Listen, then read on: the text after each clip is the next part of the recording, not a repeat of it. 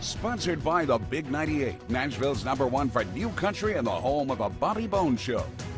The Rockin' Review is so honored to have a returning guest, Grammy Award-winning International Dean of the Blues, Bobby Rush. Bobby, thanks for coming on the show and talking about your brand new book that's out. Well, we rocking and we in the view. You know, I was telling you before we started the interview, Bobby, last time you played here in Nashville at City Winery to a sold-out crowd, and it was just amazing. You were a one-man show up there, entertaining the whole audience, singing, playing guitar, playing harmonica, and it was just mesmerizing the way you just did this all by yourself.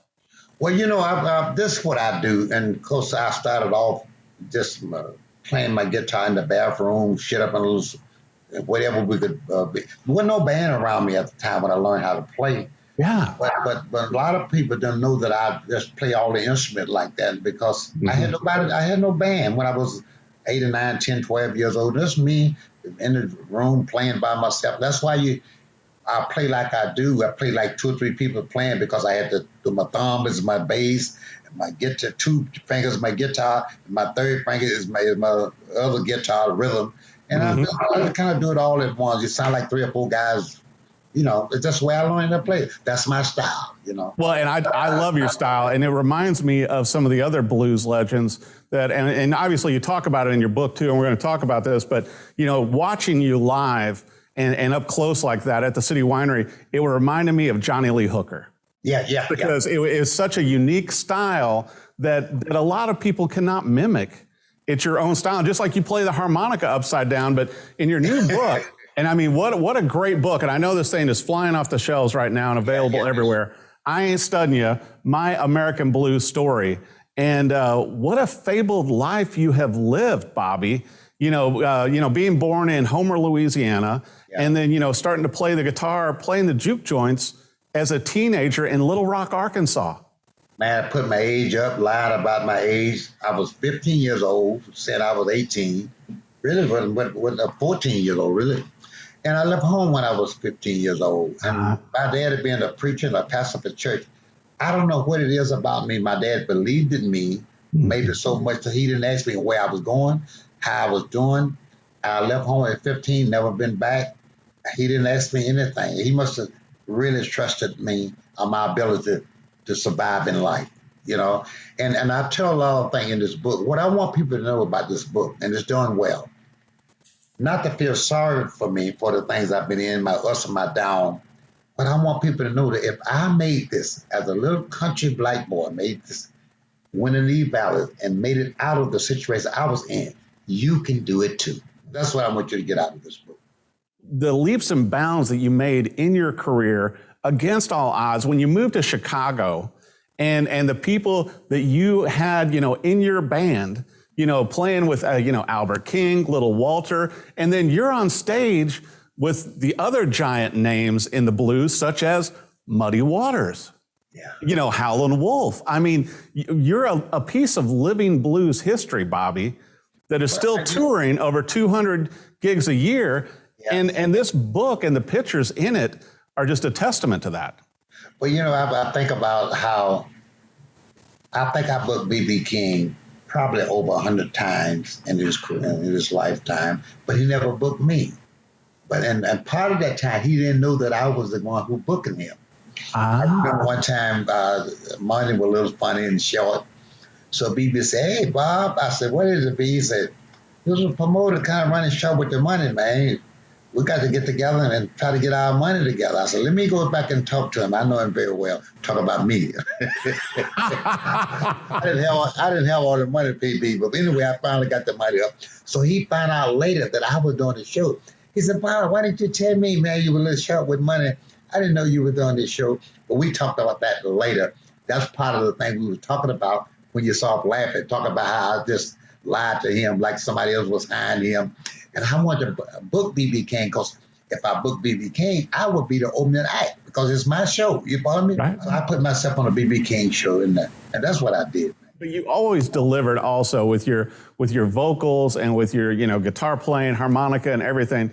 But I love the pictures in here. Like you and I were talking, pictures of you and Bobby Blue Bland and BB King laughing and everything, and the pictures of you, younger in your younger days. But it's like, but also Bobby, once again, for you as a musician and artist, you've had more accolades and awards in the last 3 or 4 years than your entire life. Oh, yeah.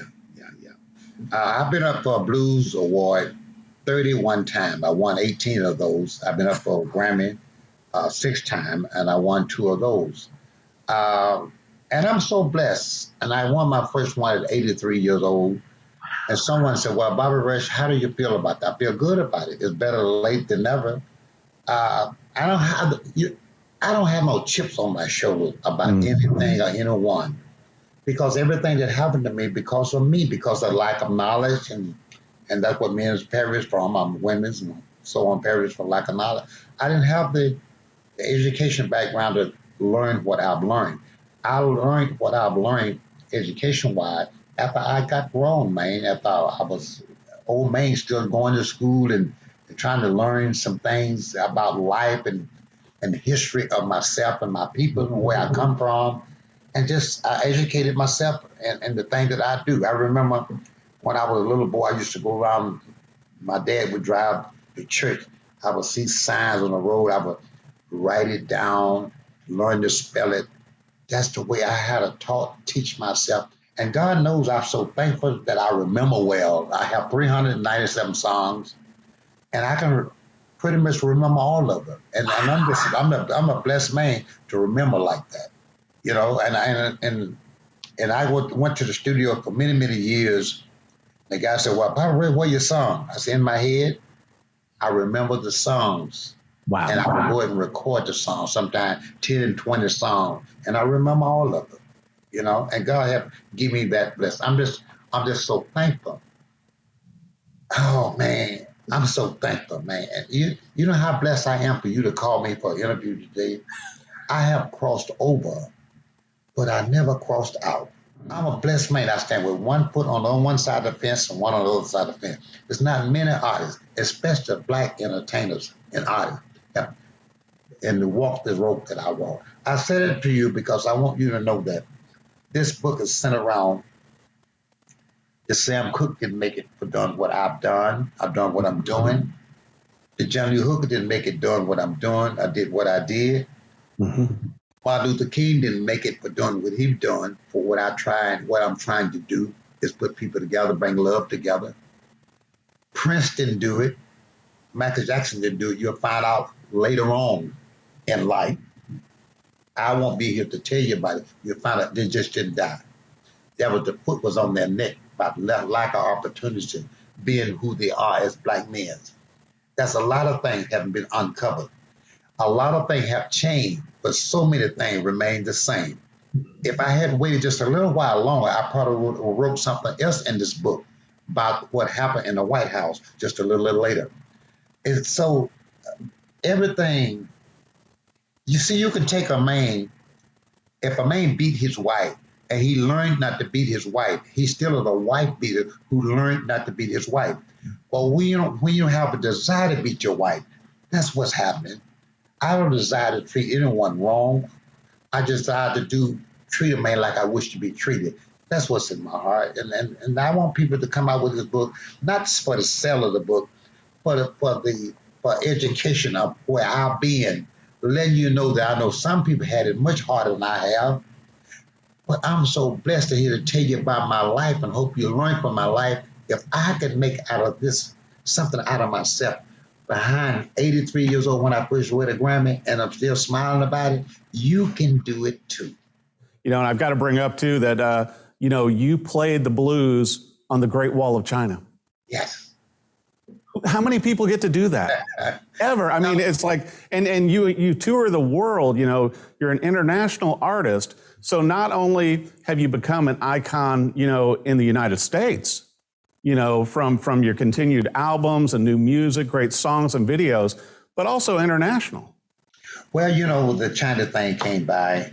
Someone asked me, said, well, Bobby Rush, we want You represent the blues from the U.S. You got a chance to go to China, so we don't pay much money. I said, oh, well, I'll tell you what I do.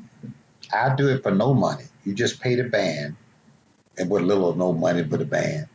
Don't have to pay me anything, but let me have the rights to the footage of the recording of it, of the filming of it. Because, oh, yeah, you can have that.